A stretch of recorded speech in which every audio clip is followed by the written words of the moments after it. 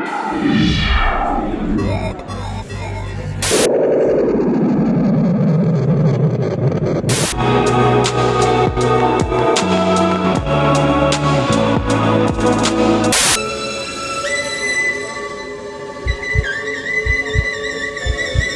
everybody, it's Kenneth again. Welcome back to the Shoegazer channel, where we talk about effect pedals, exciting music gear, home production and more, all around the beautiful noise and otherworldly soundscapes. Today is a special episode about the Superbooth 2001. Last year the Superbooth didn't make it because we have a beautiful sunny weather here in Berlin. It's raining. I won't interview all the companies there and all the synthesizer companies. I'm mostly focused on, effects and guitars. Maybe some new interesting gear. I'm really excited to show you everything. I'm also introducing my Cyber-Jag Guitar there with Enno, a good friend of mine from Guitardoc Berlin, a guitar builder.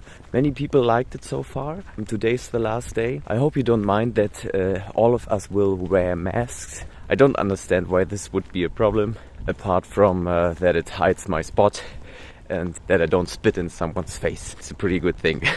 See you later.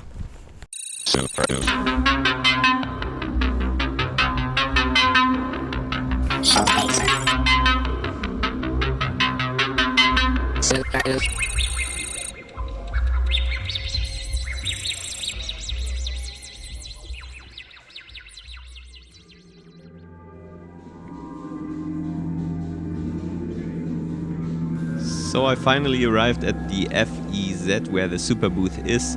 I am in room K1 where the guitars are, which is pretty unusual because usually here are only synthesizers at the Superbooth.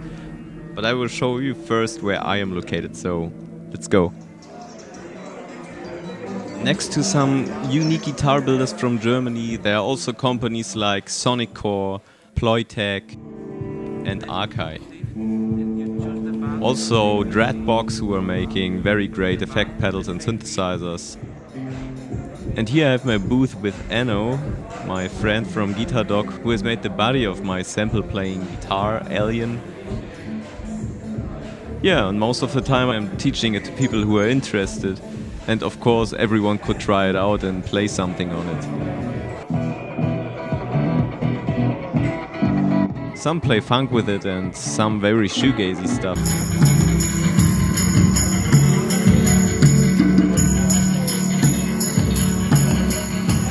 I like to do this with it.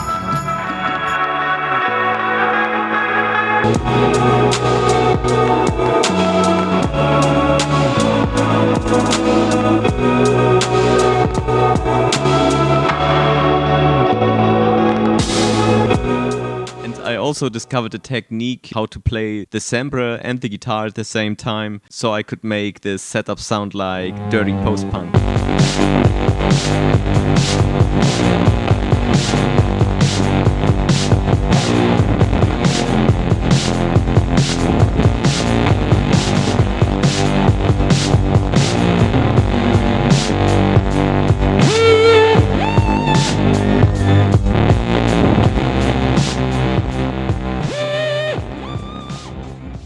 But there are lots of exciting things going on at the Superbooth, so I make sure to go out as often as I can, where many companies introduce their new synthesizers and also very weird art installations.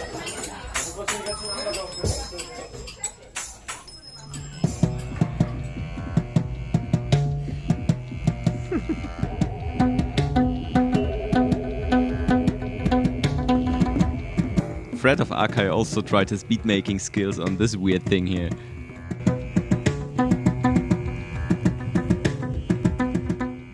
And he showed me the Moog circus tent that was extremely cool.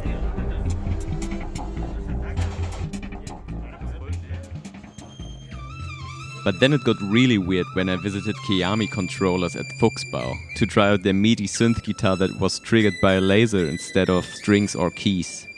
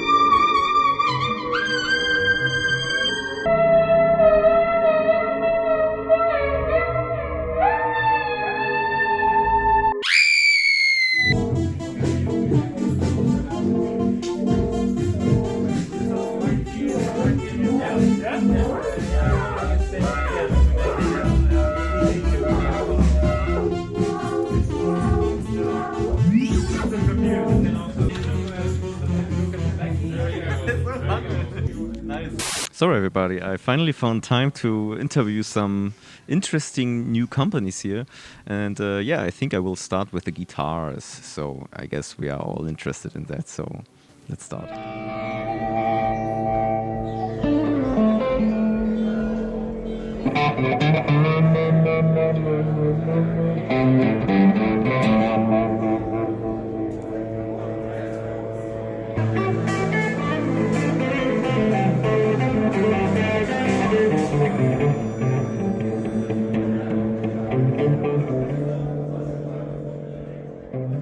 So we are here at Daimler Guitar Works with Frank Daimler, a brilliant guitar builder from Berlin, and he builds this alien-like guitar models, looking like a Jaguar or like a Jazzmaster, or also a little bit like a Mustang guitar, with lots of electronics and connected to a Moog synthesizer in the background. And another one? Yeah, that's a video synthesizer, which is able to connect the waveforms to the pictures. The videos. Nice. That's something we are exploring yet. So you also want to work with visuals in the end? It's basically my wife. She got a stipend for working with her art on video. So, and she wants to connect that with the work I'm doing on the guitar. Ah, that's nice. So, and we want to see if it's possible in the end to have a performance tool, actually, that the guitar can be, well, on the one side a usual guitar, and on the other side it's synced to the picture and the modular synth sound. Super interesting. And can you explain us a little bit what the guitar is doing in the end? So how it works? Yeah, actually it's a simple guitar. It has two pickups, volume and tone. Yeah. And additionally we have built in so-called pickup Leslie. It's an invention of my friend Pascal Stoffels. And we are collaborating on this.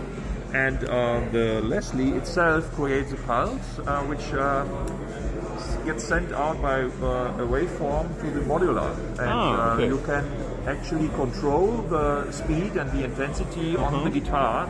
So once it's connected, what you are controlling then with the speed affects the sound of the modular. Super interesting. Without being on the modular, actually. So it allows you a completely new way of controlling effects, actually. Right. Without MIDI or anything. Exactly, yeah. And depending on the patch of the modular, you have different sounds, and even a person controlling the modular can affect the guitar player, because it's also vice versa. That the modular can be the master and the guitar is the slave. Then super cool. Plug in into wave in, and you switch off the internal to the external to internal, and then it works. Nice. And if someone is interested in your guitars, where can they buy it? Directly at our company called Daimler Guitar Works. We have also dealers worldwide, and America, UK, Japan, and elsewhere in Europe. And so yeah, just give us a call and get in touch with us. Super cool. Thank you. Bye bye. Of course I had to try this synth tremolo for myself.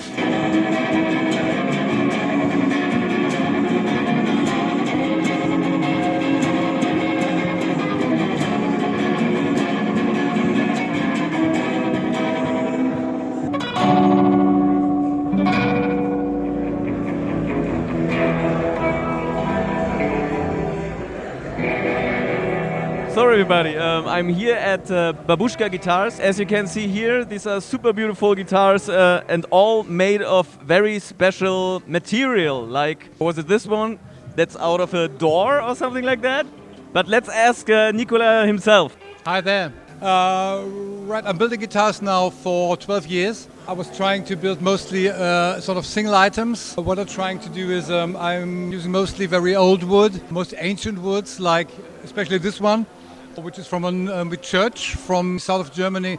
It is about 300 years old. Well, just you can say that, this is really full of Holy Spirit, because, there were so many people, right, sitting on it for years and years and, decades, stuff like that. Then on the other hand, I'm working with this special surfaces. This one is hand-painted by an American artist, Rebecca Page. This is painted really directly right on the guitar with a black pencil, black ink, let's say it. This is a sort of an experiment. This is the kalimba caster, I call, which is built in kalimba with a normal pickup. and you can play it right at the same time, you know, the both instruments. It just needs a bit of practice, but it works after a while very, very well. Quite small output. I mean, I'm building usually one guitar a month, maybe two, because it always needs time, you know, to build a good guitar. That's my philosophy. Can you tell us a bit more about your effect pedals here on the desk? My effect pedals, right. You know, those are also hand-built. This is a friend of me. This brand is, it is called Pedal Tree. This is a very, very nice fuzz with a 70s germanium transistor in it. Oh, this is really vintage. It is really vintage sound. And then here is a little special. You know, this is a kalimba, which is electric, which sounds very, very nice. I can show you. With an echo height in it.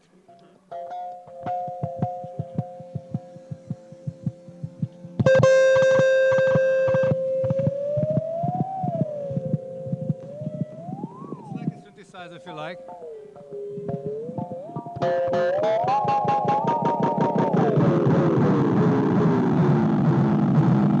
Very, very deep. This goes very deep.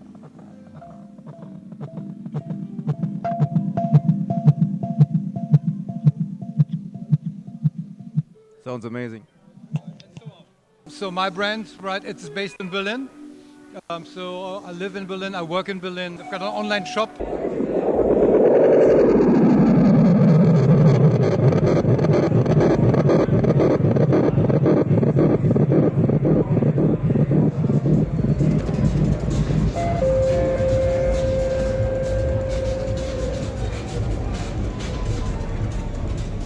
So for those guys of you who are using computers and looking for new ways to control MIDI, I found something very interesting for you.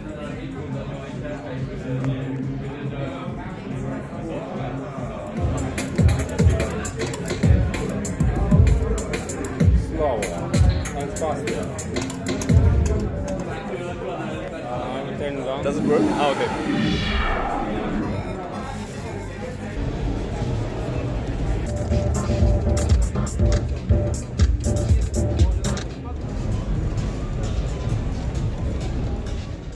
So guys, I'm here at Instruments of Things and I'm talking here to David, and he has very interesting MIDI controllers he would like to show us now.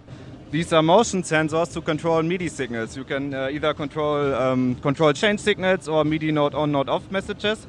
And each sensor provides 8 different movement directions, which you can map to your parameters in your software or in your hardware. I can show you a little bit. So I'm using acceleration to control volume sounds there. And I can also use like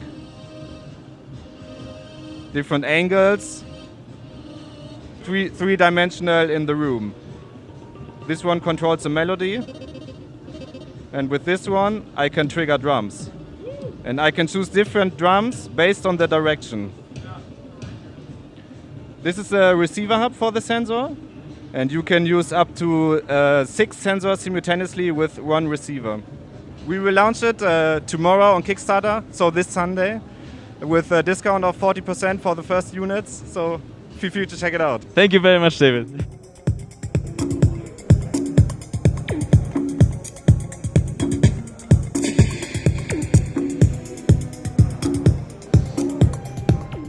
So my Cyber-Jag guitar has a built-in Akai sample player, so at least I think I have to make an interview with the Akai guys. I just met Fred, so let's do it. So basically, there's no new hardware from Akai this year, but there's new software and the new 2.10 update, one of the best updates that came out for these devices. The whole class-compliant audio stuff, so you can plug in your sound cards and enhance your devices up to 32 channels, input and output. What do you think is most interesting for home producing people or for people who like to be mobile? Yeah, it's the MPC Live 2. It's battery driven, so you've got a whole workstation that works without having anything plugged in, and you've got like a DAW for all situations. I personally do some live set stuff with it, so I'm using it in the club. You also can just relax at the beach or in the park, just doing what you love, and that's possibly music if you're a music producer guy. I can do some lo-fi vibe stuff there so that you can see how fast the workflow is.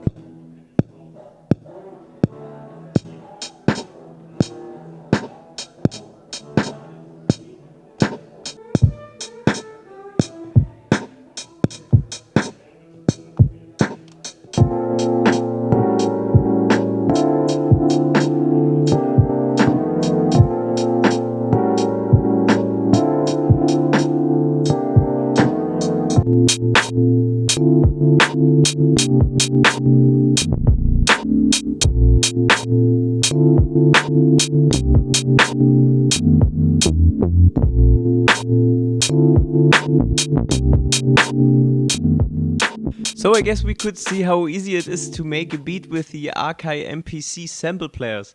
So thank you, Fred. Thank you, you're welcome.